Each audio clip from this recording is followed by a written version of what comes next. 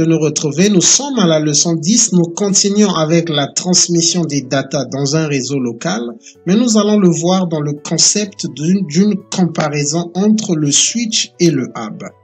Alors, nous allons commencer. Donc, il y a deux types d'équipements pouvant être utilisés, donc qui peuvent être utilisés pour transmettre les data dans un réseau local. Le switch, commutateur et le hub. Et donc, le switch permet de transmettre les data en full duplex, FD. La transmission en full duplex utilise une logique plus simple mais rapide. Le hub transmet les data en half duplex, donc HD. La transmission en HD exige l'utilisation du mécanisme CSMA-CD. Donc, ici, là, nous disons simplement qu'il y a deux équipements qui peuvent être utilisés dans le contexte d'un réseau local. Il y a le switch qui fonctionne en full duplex et le hub qui fonctionne en half duplex. Les switches modernes transmettent les data en full duplex. Ils peuvent transmettre les data en utilisant plusieurs types de câbles. Souvenez-vous, nous avons parlé des standards 10 base T, donc le câble qui a une vitesse de 10 MB per second. Nous avons parlé du 100 base T, donc le câble qui a une vitesse de 100 MB per second. Et nous avons parlé du 1000 base T, qui est le câble qui peut transmettre à une vitesse d'1 giga. Chaque type de câble transmet à une vitesse spécifique. Donc, nous avons, j'ai même mis la charrue avant les bœufs. Donc, nous avons les vitesses ici, là. Et donc, 1000 MB per second est égal à 1 GB. Indépendamment de la vitesse, tous ces câbles peuvent transmettre en full duplex.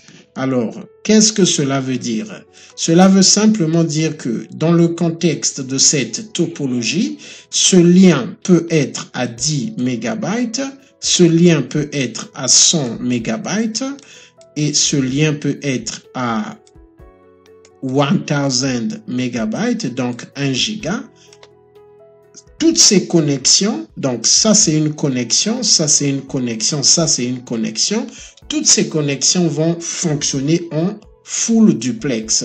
Alors, nous allons continuer. Donc, cas de la transmission des data en full duplex dans un LAN à des vitesses variées. C'est ce que je viens d'expliquer. Donc ici, on peut avoir le 100 MB, tel qu'on le dit, full duplex. Ici, ça peut être en 10 MB. Ici, ça peut être en 1000 MB. Tous ces câbles, toutes ces connexions vont transmettre en full duplex. Alors, processus de transmission des data dans un LAN. Au travers de cette topologie, nous allons voir le processus de transmission des data dans un LAN. Alors, ce qui se passe est que le PC1 va construire un frame et transmettre le dit frame en utilisant son propre MAC address. Souvenez-vous, nous avons parlé du format de l'Ethernet frame. Donc, au niveau du header de l'Ethernet frame, donc l'entête, il y a le source MAC et la destination MAC. Donc, aux sources MAC, le PC1 va mettre son propre MAC address, donc sa propre adresse physique, l'adresse physique du PC, et il va mettre au destination field le MAC address du PC2. Alors, le switch 1 reçoit le frame. Donc, lorsqu'il va construire le frame, il va l'envoyer. Le switch 1 va recevoir le frame au F018 et va le transmettre au travers de l'interface FA01. Le switch 2 va recevoir le frame par l'interface F01 et va le transmettre, je ne sais pas, on peut dire par exemple le F018, juste pour faire pour que ça soit similaire à ce qui se passe là-bas. Alors maintenant, le switch 2 reçoit le frame et le transmet à partir de l'interface F0, non, c'est pas F01, excusez. Donc, je vais réouvrir. Donc, le switch 2 reçoit normalement par le F0 et le transmet au travers du F18. Donc ici, il y a considéré F01 comme 18. Donc le switch 2 reçoit le frame au travers de l'interface F01 et le transmet à partir de l'interface. Donc quand je parle de l'interface, c'est le port F018. Le PC2 reçoit le frame et reconnaît que le MAC address de destination est son propre MAC et il va donc accepter le frame et exécuter, donc l'ouvrir pour l'envoyer aux couches supérieures. Donc, parce que là, nous sommes à la deuxième couche. Alors, différence entre full duplex et half duplex. Half duplex signifie que l'équipement doit attendre avant de transmettre s'il est en train de recevoir. En d'autres termes, l'équipement ne peut transmettre et recevoir simultanément. Pour faire simple, c'est comme une conversation. Lorsqu'on est en half duplex, si nous prenons l'exemple de papa et l'enfant en train de parler, lorsque papa parle, l'enfant se tait. Donc c'est ça, la communication ne peut se faire que dans une seule direction. Lorsque papa parle, l'enfant se tait. Lorsque papa va finir de parler, l'enfant peut commencer à parler. Donc c'est ça le half duplex. Le full duplex signifie qu'un équipement peut recevoir et transmettre les datas au même moment, simultanément. Il n'est pas question d'attendre. Ici, c'est difficile, on ne peut pas appliquer cela dans le contexte humain parce que deux personnes ne peuvent pas parler au même moment. Mais bon, les équipements du réseau ont cette capacité. Ils vont transmettre et recevoir en même moment. En fait, le switch, nous sommes en train de parler du switch qui transmet en full duplex. Alors ici, c'est l'exemple de ce que nous venons de voir. Le half duplex, c'est que lorsque ce switch va transmettre, ce hub va se taire. Lorsque le hub va commencer à transmettre, le switch va se taire. Alors que entre deux switches, la communication est two-way, donc dans les deux sens au même moment. Transmission half duplex, donc c'est pour les hubs, les hubs.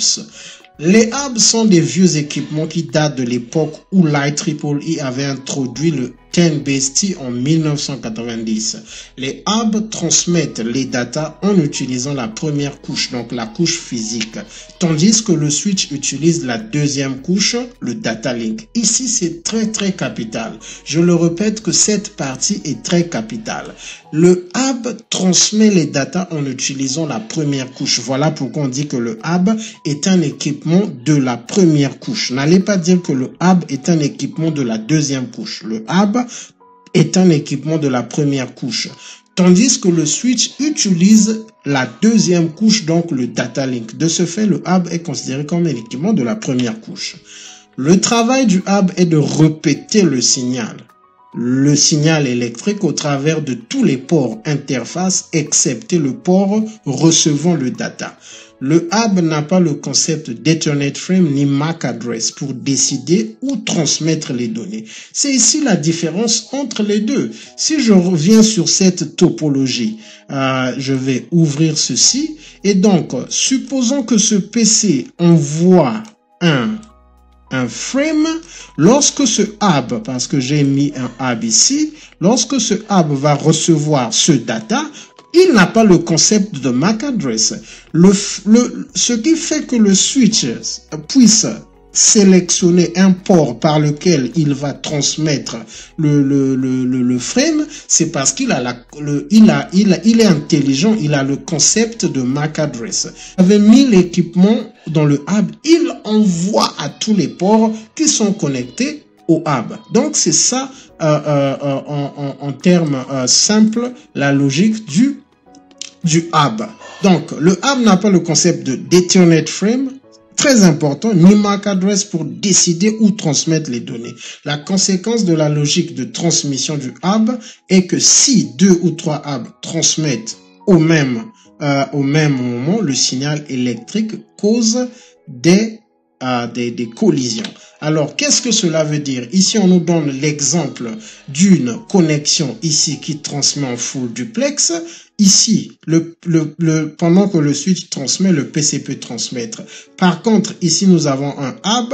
Si le hub est en train de transmettre, le switch ne peut pas transmettre. Donc, c'est ça cette logique. Et donc, si les deux, en fait, on dit simplement que tu ne dois pas, mais s'il transmet, ça va causer une collision. Ici, nous avons l'exemple de deux PC qui sont de ce côté. Ici, nous avons un hub. Si les deux PC transmettent au même moment, le hub va envoyer les deux messages au même moment et il y aura une collision parce que le hub n'a pas l'idée de MAC address. Alors, nous allons continuer. Donc, le switch opère comme un équipement de la deuxième couche. Le switch opère en vérifiant les informations contenues dans le data link header et le trailer. Donc, lorsque le switch fonctionne, il fonctionne sur la base des éléments qui sont sur le Ethernet frame. Donc, c'est ce que nous appelons le data link header et le trailer. Le switch vérifie les MAC address, source et destination. Le switch peut mettre les frames dans une queue et les transmettre progressivement. Donc ça aussi, nous allons arriver à ces détails. Mécanisme de prévention des collisions. Mécanisme de prévention des collisions cas d'une transmission half duplex. La solution pour éviter les collisions lorsque les hubs transmettent est d'appliquer la logique du half duplex. La logique du half duplex informe l'autre équipement d'attendre avant de transmettre. La logique du half duplex utilise le mécanisme appelé Carrier Sense Multiple Access with Collision Detection. Alors, ici, là, c'est une logique très importante à comprendre. Vous aurez l'impression comme si je suis en train de dire que tout est important. Simplement parce que c'est la base du fonctionnement d'un réseau local. Les éléments que nous sommes en train de voir depuis la précédente session, cette session et les sessions qui vont suivre, constituent les fondamentaux du fonctionnement d'un réseau local. Alors, ci-dessous le processus du CSMA-CD. Bon, il faut aussi préciser que le hub n'est plus utilisé. Dans un réseau vraiment moderne, on n'utilise pas le hub. Mais Cisco veut que vous puissiez comprendre la logique du fonctionnement d'un hub pour des raisons techniques, en fait, parce que c'est là où le LAN a commencé. Un équipement avec un frame à transmettre doit écouter jusqu'à ce qu'il n'y ait aucun équipement qui transmet dans le LAN. Lorsqu'il n'y a aucun équipement, donc lorsqu'il n'y a aucun équipement qui transmet dans le LAN, l'équipement commence à transmettre. 3. En transmettant, l'équipement écoute pour découvrir s'il y a collision dans le LAN. Si une collision intervient, donc ça c'est le 4 en réalité. Si une collision intervient, l'équipement qui transmet doit faire ce qui suit. Envoyer un signal de brouillage, le jamming signal, pour informer tous les autres équipements du LAN qu'une collision a eu lieu. Il décide du temps à attendre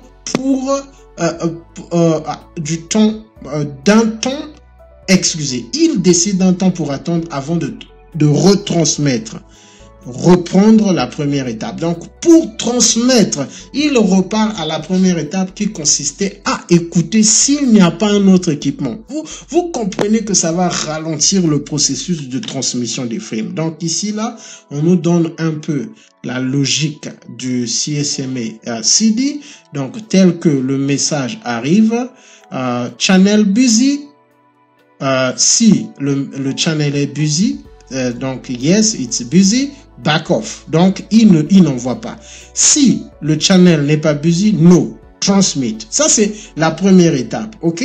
Maintenant, lorsqu'il arrive ici, si le channel est busy, qu'est-ce qu'il va faire? 2, retry, il repart à la première étape. Il va encore écouter si le channel est busy. Alors, maintenant, ça, c'est le CD. Parce que le CSMA, donc, Carrier Sense Multiple Access, c'est la partie où l'équipement veut transmettre ou encore est en train de transmettre. Le CSMA, c'est la transmission. Donc, les principes de transmission.